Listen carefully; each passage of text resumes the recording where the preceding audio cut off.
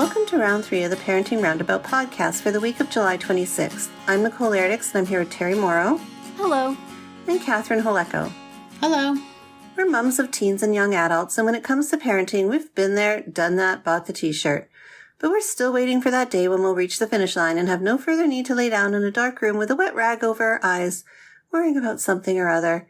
Wednesday is complaint day here on Parenting Roundabout, and today we are complaining about societal pressures. So, I saw a tweet on Twitter the other day, and I just had to laugh. Or maybe it was Instagram.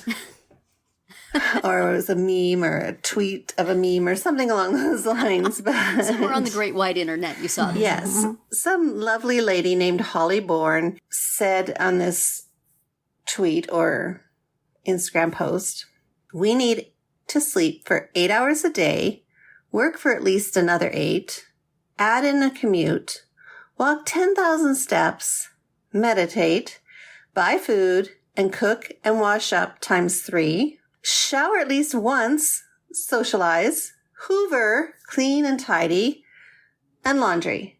Am I the only one who finds this impossible?" So, I was wondering what things are in your kind of universe or your world that is probably more of a societal pressure that you feel like you need to do in order to, I don't know, be a good mom, a good wife, a good citizen, a good person. I don't know.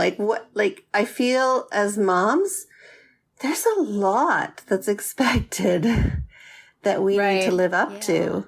And that's not even covered really in the tweet, and except for like feeding and cleaning. And there's no mention of taking kids to activities, doing school pickup and drop off. Like it's, so some people are better at setting boundaries. I'm not one of them, although I am kind of getting better as the older I get, but in the olden days, I was not that great at setting boundaries. So I would try to do a lot because I just felt like I had this pressure from people in my life and people around me, and then the community to, recycle and, I don't know, be an activist for something. And then, of course, there's the whole raising kids aspect of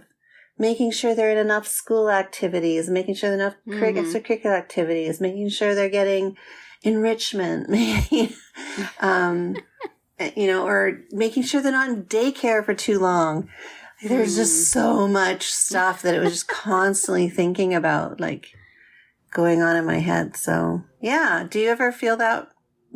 I guess my question is, what kind of pressures do you feel like you have or had that it just is really, when you think about it, is impossible? I definitely felt it a lot more when my kids were school age. I don't feel it so much now. I've just, one thing is that when you have about 20 hours of work a day, you can just blow off all the rest of that. Sorry, gotta work, got all this work to do, bye. And I work at home, so I don't have the commute. I don't have all that other stuff. So my husband cooks, he takes up a lot of this other stuff. But, my kids are not that needy of me anymore. Periodically, my daughter will come in and I will give her a lengthy lecture that wastes both of our time. But, she can drive herself. My son needs to be driven, but it's not that big a deal. So I don't feel a lot of societal pressure right now, but when they were little, I sure did. And especially like around the school, because if I wasn't on top of everything, were they going to get the services they need? Were they going to be taken advantage of? Or, I had to constantly be on top of that. I worked in the school so that I could, keep an eye on things. And that was a lot. That was a lot of time and a lot of emotional energy, which, I don't think most parents have to deal with to that degree. And I certainly didn't realize was going to be part of the equation when I became a parent. And that, I put a lot of pressure on myself. I don't know, societal pressure might have been to just shut up and sit down. Maybe I went against the societal pressure. But, and, you know, taking to therapy, not only taking the kids to therapy, which my husband would sometimes do, but finding therapies. Yeah. Researching things, calling people, asking about stuff, you know, networking with other parents to try to find things that would be good, trying the thing, finding out it wasn't so good. Well, is it just because of that practitioner or is it just not worth it? You know, going to conferences, all that stuff, and feeling like I had to be somewhat of an activist for that stuff. And so that was a lot. My husband's always been really good on picking up the slack in terms of the concrete things that need to be done so I can go tilt at windmills. So we were a pretty good team in that. So I didn't have to do with the buying food and cooking it and cleaning up and laundry and all that stuff. Mm-hmm. So I could expand my anxiety and worry to fill a larger portion of the day. Mm-hmm. They don't mention that. I feel a lot of pressure to worry about everything. Yeah. Yeah. That Emotional labor is not really listed there. Yeah. Yeah. That's a 24-hour kind of thing. Mm-hmm. So I don't know. So I'm sort of enjoying not feeling too much social pressure now. I've just once I got to age 60, I said, that's it. I'm done. And during this COVID time, I've even stopped pressuring myself, bowing to societal pressure to like go do things with people. Now that we're going back and things are coming back, I'm like, nah, maybe not. You know, just stay home. It's very comfy here. Anyway, how about you, Catherine? You did a lot of running around. Yeah, I mean, I definitely still feel some of that in terms of, you know, activities and accomplishments. You know, like we're still working on driver's ed over here. And, you know, like I don't like to be asked. You know, it feels like pressure if it's, oh, you know, does he have his license yet? Like, right. No, he doesn't. So goodbye. Like, I don't really want to talk about it anymore. You know what I mean? Like, I definitely feel, and like what classes to take and what activities to participate in, you know, like, right, you know, my younger one is going to be a junior in high school this year. So then it's going to be like, where does he want to go to college? And, you know, what classes, what should he be taking? What classes should he be taking? What activities should he be doing, you know, to set him up for that? And,